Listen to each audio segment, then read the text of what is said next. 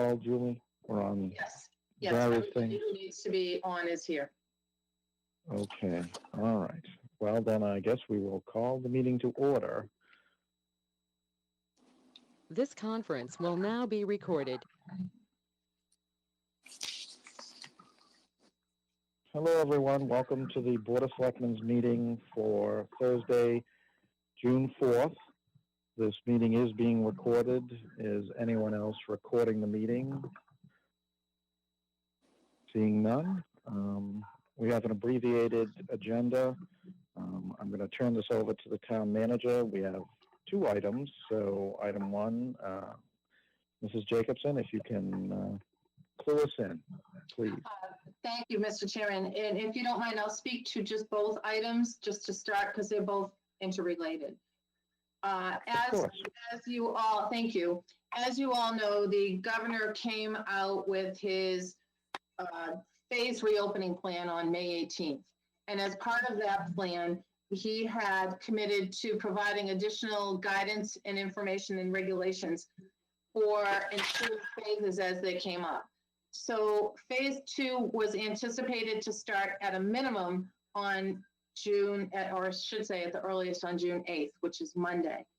So the governor, from what we understand, will be making an announcement on Saturday as to whether phase 2 will initiate on Monday.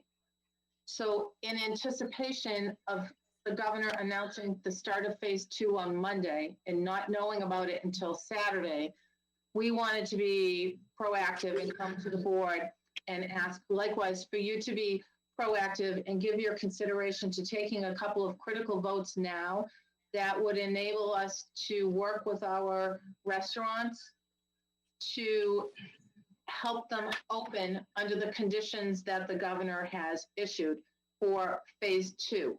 Again, this could potentially be as early as Monday. We won't know till Saturday, but your next board meeting being Monday night, that would mean we might not be able to get things in place for certain businesses that are ready to move forward now, but for your vote.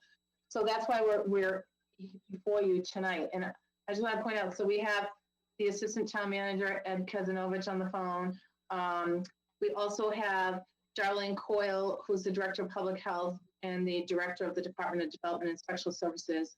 And she is also with Caleb Moody, who's our Building Commissioner, and along with Eileen Alexander. So Ed, myself, Darlene, Eileen, and Caleb have all been talking this week about how can we prepare the town for the inevitable reopening under phase 2 of restaurants that initially can only open outside.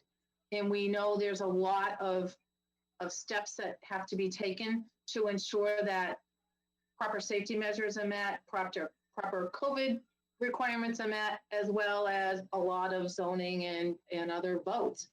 So the governor issued an order on Monday, and it was, I mistakenly typed it up in your agenda as Executive Order 36. It's actually Executive Order 35.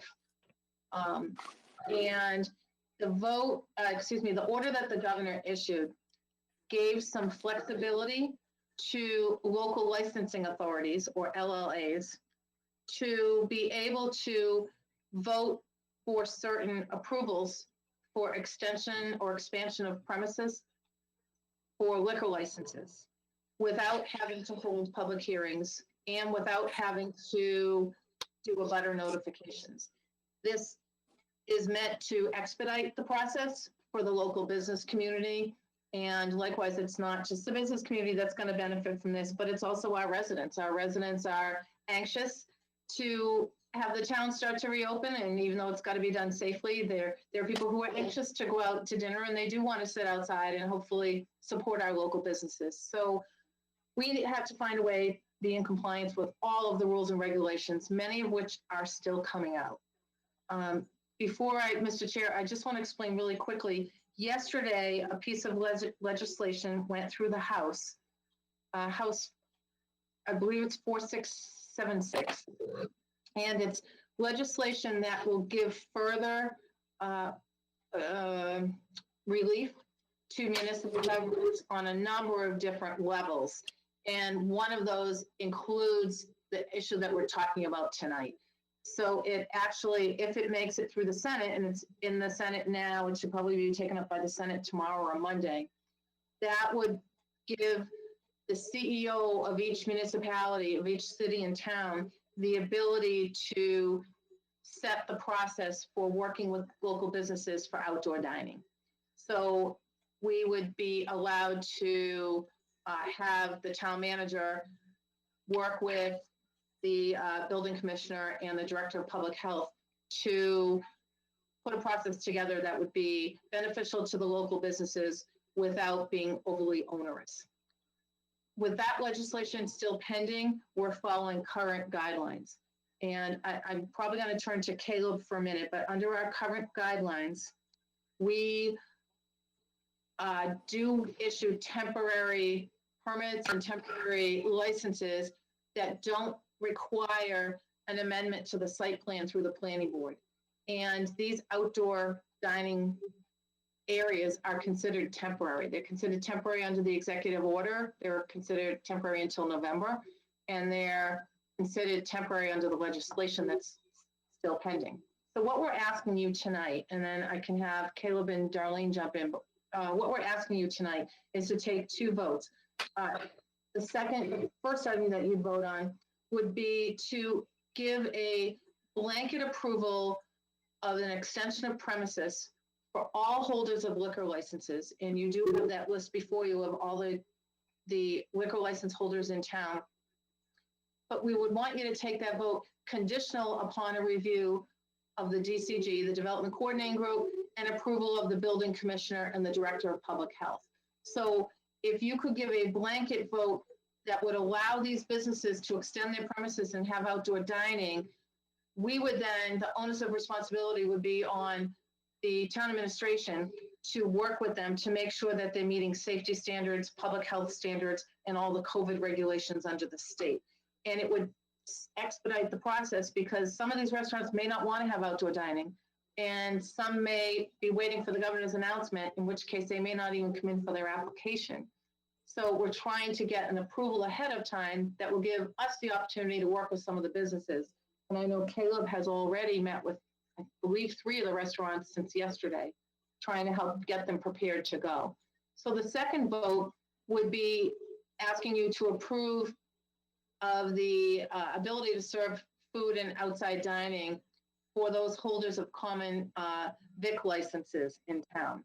Again, conditional upon review of the Development Coordinating Group and approval of the building commissioner and director of public health, who would ensure that before they opened for outside dining, they met everything that they would have to meet. And common vic holders would be something like a coffee shop or a McDonald's or someone that maybe doesn't always have outdoor dining, but under the governor's order has the ability to have outdoor dining as long as the local government approves it. So those are the 2 votes that we're talking about tonight. Mr. Chair, is it okay with you if I just have Caleb explain to you why we don't need the site plan approval even without the current legislation pending because it is temporary? Sure, Okay. absolutely. Caleb, do you mind unmuting? Thank you. Not at all, Julie, thanks.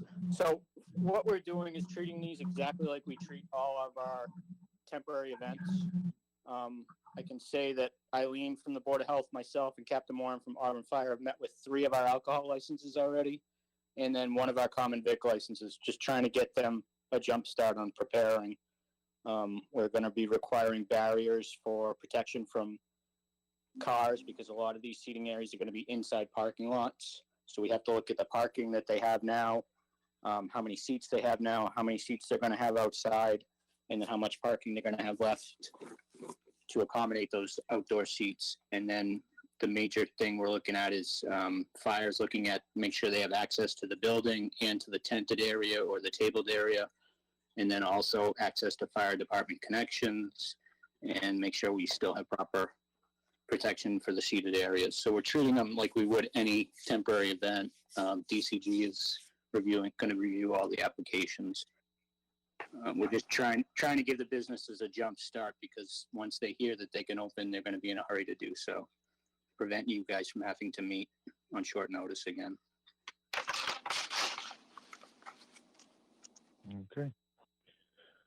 Anything else, Mrs. Jacobson? I think you're muted, Julie.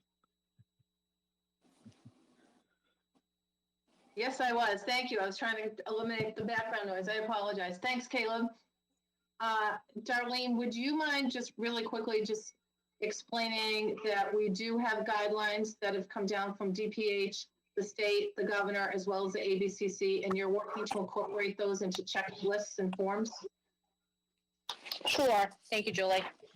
So to basically like an overview of what Caleb is describing, we want to move the operations for the restaurants from inside to outside and do it safely. So there's a number of things that we have to look at as far as being in the parking lot and making sure that safety protocol is happening. And then for the COVID concerns, there's a number of standards, and the state has made a really nice checklist for restaurants to be able to follow. So they're trying to make it as easy as possible for restaurants to be able to comply when they open. It's going to look different than you normally would for an outdoor cafe, but that's okay, because I think that we have to start figuring out how this will work and keeping everybody safe. So you're going to have things like spacing the tables. You're going to have servers in masks. You're going to have increased signage, so that when you go to the restaurant, you should be getting some precautionary signage. And then as part of what our review process is, going out and making sure we're meeting with restaurants, having them submit plans and applications to us so that we can get those reviewed as quickly as possible, and to get these businesses back open so that we can get the economy restarted again, and making it so that people will feel that they can go out to eat and do it in a comfortable setting.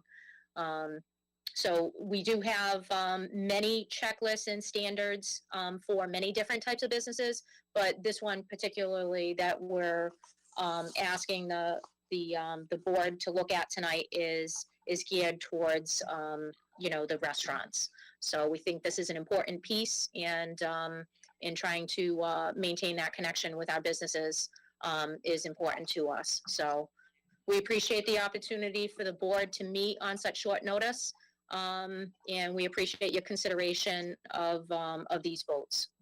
Thank you.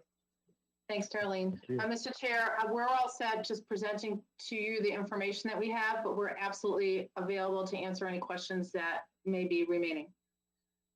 Okay. Do board members have questions?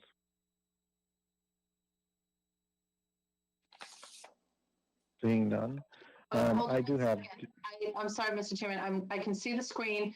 Doreen is raising her hand. She's just trying to unmute. Oh, okay. Okay. All right. Mrs. Goodrich, go ahead. Thank you. Sorry, I couldn't get it to unmute. Thank you, Mr. Chairman. I do have a couple of questions, but first I'll make a comment. Thank you for the work that you're doing on this. And I know, Darlene, your department has been working tirelessly to prepare for this. But I do have a couple of questions for you. What type of outreach has been done to the businesses? And I guess my concern would be that everyone has the same information and everyone has the same opportunity to open at the same time. I know that's going to be basically putting you to work round the clock, but do you think that you'll be able to inspect anyone that wants to open on Monday if they've made an application? I'm going to turn to Darlene. So let me start. Oh, I apologize. Through the chair. Is it okay if I speak? Yes. Oh, absolutely. Please. I'm not. Okay, thank you. So as far as the first question that you had, I can tell you that we have maintained a presence with the restaurants throughout the pandemic from March. We have had we've had a number of contact emails that have gone out to the businesses for restaurants, and we've actually had site visits at many of them. Some restaurants chose to close during this period of the stay-at-home order and the safer-at-home order extension, but there were a number of businesses that stayed open for the takeout portion of that. So I can tell you we have maintained a connection with those businesses, and quite honestly, we have had businesses contact us really kind of throughout this whole time that that we've been experiencing the public health threat. So that part, I feel that we are connected. Eileen and Jordan have on a daily basis, handling calls and inquiries back and forth to the businesses. So that part, it's not like they haven't heard from us in 3 months. So that's the first part. The second part, I can tell you that we've had 4 restaurants reach out to us, and we have set up those inspections immediately this week. So as Caleb had mentioned, Board of Health, Building and Fire have all worked very closely together to try to respond as quickly as possible to inquiries that we've had.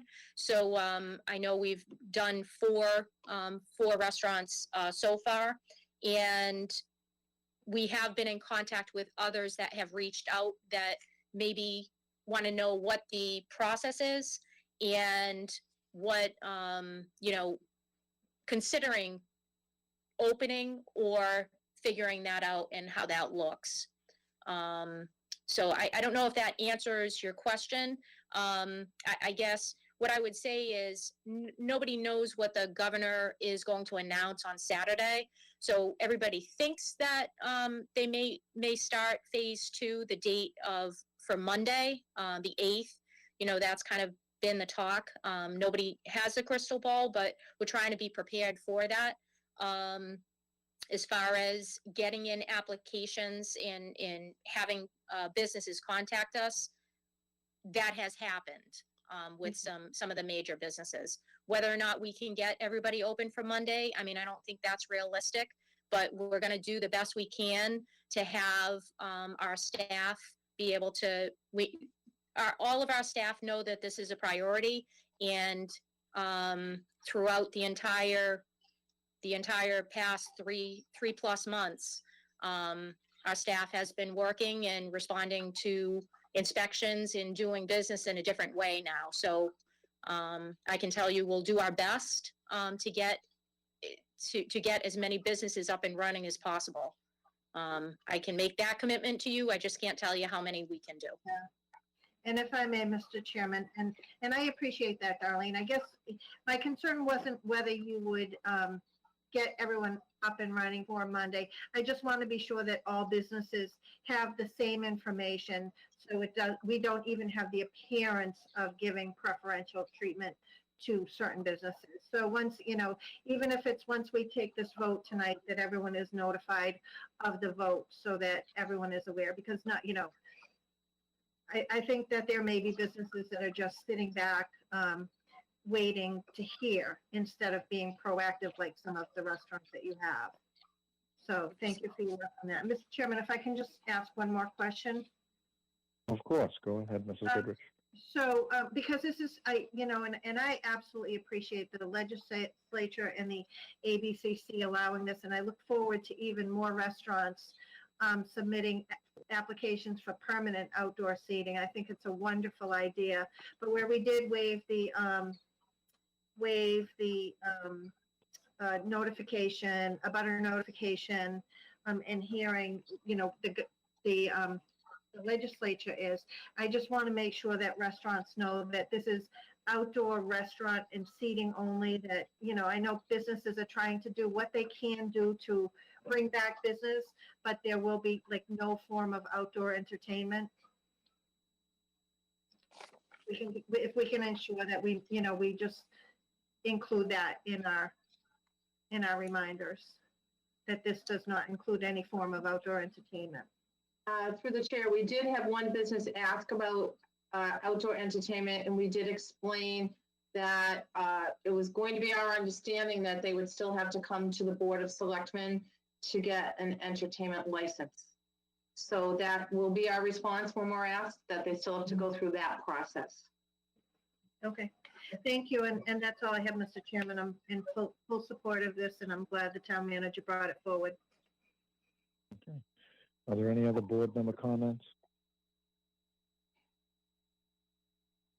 Hearing none, I did just have one question.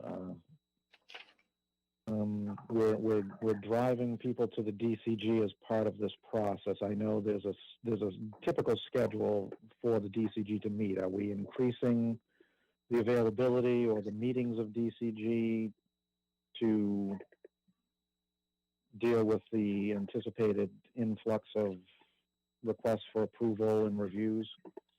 So I'll let Darlene give you the specifics, but I can tell you that DCG has already met on this in the generic sense to look at and come up with the checklist of what they're going to be looking for. And then the individual members of the DCG, which include Darlene, Caleb, and Captain Morin from the fire department for fire inspections, have already started to review those applications that they did receive early. So additional DCG meetings can be held if needed. I think right now they've already established the framework within which the businesses will be reviewed by Darlene and Caleb. Is that right, Darlene or Caleb? Yes, that's correct, Julie. So we are we're modifying our operation to accommodate the business reopening plan, specifically for restaurants. We know we have to make this a priority to get the businesses reopened and do it in a safe way. So that part, I can tell you, Shannon, our economic development coordinator, has been very flexible in this regard, and she's working with building, Board of Health, fire, police. So everybody has kind of looked at, kind of our draft ideas, and we'll be able to, get businesses to us as quickly as possible. Just for clarification. Oh, sorry, go ahead. Yeah, just for clarification. So we have a motion that includes the DCG. Should we be doing that, or should we be, if this is a subcommittee of DCG, or however it's being handled administratively? I just don't want any confusion if we say DCG and they're not meeting in their customary format, or it sounds like every sort of good reason. But if there are 2 or 3 people, or however many, if we need to just name them specifically, because that's how DCG is handling this administratively, that's just for clarification, just so that, people aren't expecting to have to go to the full board. They might just be contacting Shannon or the board of, or DDIS directly and getting put on some sort of schedule. So how will that be handled, and should we adjust the motion? So Mrs. Jacobson, I'll turn that over to you.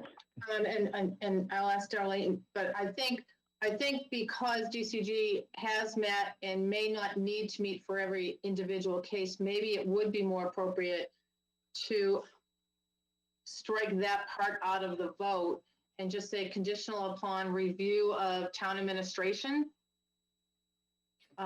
and keep in the approval of the building commissioner and director of public health, because I think those are the 2 people that are going to have to sign off on it. Darlene and Caleb, would you agree that we could change DCG to town administration, so you're not forcing DCG to meet as applications come in on a rolling basis?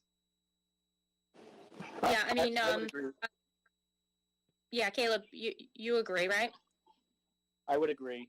I mean, the major players are going to look at all the applications. We're going to consult with Chief Lucas if we have questions from police. Fire is going to be involved. So I think town administration covers it. And just to build upon that, I think we have a kind of a really good working group. So, you know, police, fire, DPW, Auburn Water. I mean, everybody we meet on a regular basis. And now, you know, obviously due to COVID, we do these meetings virtually. So it's not as hard for people to get together physically. And, you know, we've also connected through email. If somebody has something come up, we throw it out to the group, and then we, you know, that part goes a little bit faster. So I think that making that modification for town administration, and I think that's fine. We are still going to operate it, you know, with all the same departments. So that's fine. It might make it, you know, as an easier language. Thank you. Just for, you know, and I'm certainly not questioning the internal process or how you're handling things. I'm sure you guys have handled it as you need to and communicate well. We've seen that many times before the board. You all seem to get along and work cooperatively. It's just, if we don't need to drive them to DCG, I don't want to have that in the motion and then somebody say, well, they didn't go to, you know, it's usually a tabletop exercise, which obviously may be modified now. But so if this works, I'll stop talking, and if nobody else has anything else, I'll entertain a motion on number 2 on the agenda, and then we can move quickly to number 3 with a motion as well, unless people have questions. Mr. Chair, Oh, go ahead, Lionel. Lionel, please. I just want to just quickly thank all of the departments for all their hard work throughout this whole COVID-19 session. Really looking forward to these businesses getting back up and running, and hopefully all our residents getting out and supporting the businesses as they have, the ones that were doing the takeout. So thank you very much to all of the boards and departments that I'm sure worked tirelessly for getting this thing going, and hoping for good news from the government on Saturday. If you want, I'll make a motion, or did you want to make it, Mrs. Goodrich? No, as long, do you have the updated language? I believe I do. I'll read it in accordance with Governor Baker's COVID-19 Executive Order number 35. I make a motion to approve extension of premises for the holders of liquor licenses, conditional upon review of town administration and approval of the building commissioner and director of public health. I'll second that Sounds motion. good. Okay, there is a second from Mrs. Goodrich. All right, roll call vote, Mrs. Goodrich, Yes. Mr. Berthium, Yes. and the chair votes yes, it is unanimous. Are there any further questions, or are we ready for a motion on item number 3? Mr. Chair, can I just make one suggestion for maybe an additional vote that's not on here, but it would be tied into it? The issue about the ABCC, and they normally charge $200 for an extension of premises. The town doesn't, the ABCC does. And my understanding is the governor's order and the ABCC waived that charge. They said that they don't need to be involved. It may be helpful, just in case that guidance changes in any way, to have the board take a vote to just waive any associated fees with the extension of premises. Right now, they appear to be waived already without your vote, but I'm just thinking if the governor's order changes or the ABC changes or the legislation changes, rather than having to come back for another vote from you, if you wouldn't mind, it's all tied into this, to just maybe amend the first motion or just create another vote to just say to waive any fee that may be associated with this. Okay. Is there a motion to vote to waive any fees associated with the extension of premises for the holders of liquor licenses? Mr. Chairman, I'll make the motion to waive any associated fees with the extension of premises for holders of liquor licenses in accordance with Governor Baker's COVID-19 Executive Order 35. Okay, thank you, Mrs. Goodrich. Mr. Berthium seconds it. Roll call, Mrs. Goodrich, Yes. Mr. Berthium, Yes. and the chair votes yes, so that's unanimous. Okay, thank you for that. Item 3 is the common victualers. We have heard information from staff. Are there any further questions for staff, or are we ready for a vote? Seeing none, is there a motion? Mr. Chairman, I'll make a motion in accordance with Governor Baker's COVID-19 Executive Order 35. Vote to approve service of food and outside dining for the holders of common vicular licenses, conditional upon review from town administration and approval of the building commissioner and director of public health. I'll second Is there that. a second? Okay, there's a motion and a second. Mrs. Goodrich Yes. and Mr. Berthium, Yes. and the chair votes yes. Okay. Unless Mrs. Jacobson or others have something else, I think the only thing we need is a motion to adjourn. And thanks I just everybody wanna for thank you. participating.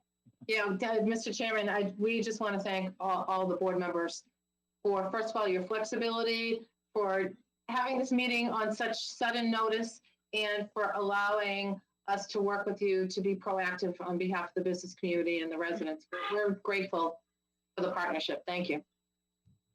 Thank you. Thank All you. right. Thank Thank you you. for everything you guys are doing. So is there a motion to adjourn? So moved. Second. Is there a second? Okay, Mrs. Goodrich, Yes. Mr. Berthium, Yes. and the chair votes yes. Everybody have a good night, and we'll talk again Thank you. Monday. You all Thank you. too.